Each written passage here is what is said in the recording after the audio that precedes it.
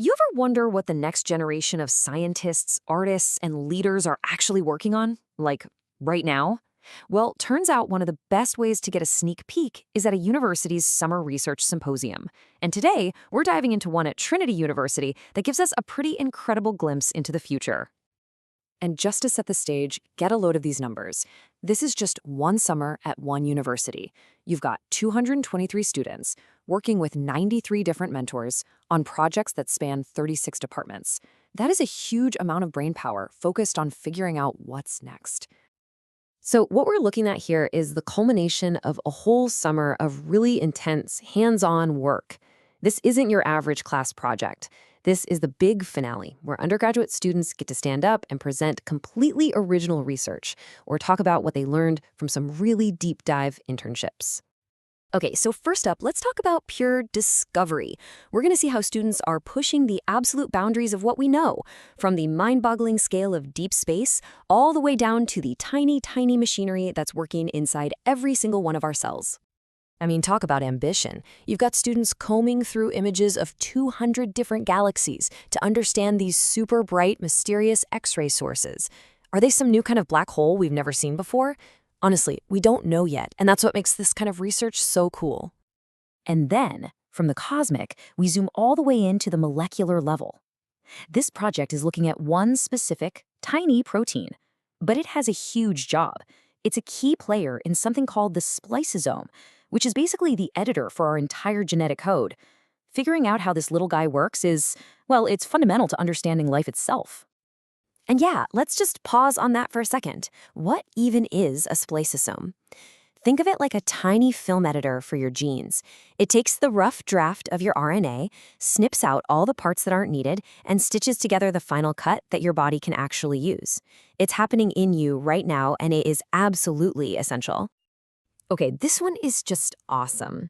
Some of the most expensive lab equipment involves precisely moving mirrors. A student figured out how to build a motorized system to do just that using a cheap microcontroller and some 3D printed parts for $60. The version you'd buy off the shelf? $1,000. That's not just smart, that's the kind of thinking that makes science more affordable for everyone. All right, so let's shift gears. It's one thing to do pure research, but what happens when all that brain power gets focused on problems right in your own backyard?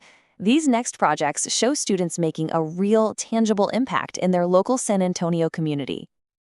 This quote just says it all. This student wasn't just sitting in an office. They were out there, in the Texas heat, actually harvesting food for a community garden. They learned firsthand what it takes to get food on the table. That's a kind of appreciation you just can't get from a book. And just look at the sheer range of these partnerships.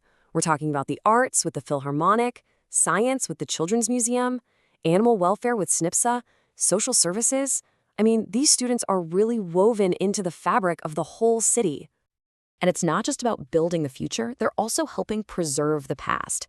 Students spent their summer digging through 100 years of photos, programs, and old documents for local arts groups. They were making sure that the city's rich cultural history is safe and accessible for everybody. So now let's zoom back out. Let's look at how students are using these same skills to take on some of the biggest, messiest, most complicated issues that our whole society is wrestling with. I think this slide is so cool because it shows how many different ways there are to tackle a problem. On one side, you've got students using super high-level math to analyze gerrymandering in Texas, and on the other, you have someone using literary analysis to understand employee activism at a huge company. Both are taking on massive, relevant issues, just from totally different angles. And the scope can be completely global. This project, for example, is trying to understand what shapes our attitudes towards refugees. And the goal here isn't just to write a paper, it's to find data that could actually help create better, more humane, more inclusive policies. This is research with a real purpose. So, when you put it all together, what does it all mean?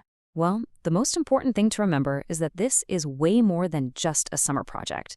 This is about the lasting impact these experiences have on the students and, through them, on all of our futures. And this right here is the magic. You have a political science major who goes to work at a literary arts center. And they don't just learn a few new skills, they discover whole new career paths they never would have even thought of. It's about opening doors you didn't even know were there. So really, the big takeaway is this. An event like this isn't just a student conference. It's like an engine for progress. These students are creating new knowledge, they're serving their communities, and they're building the skills that will let them shape our world for years and years to come.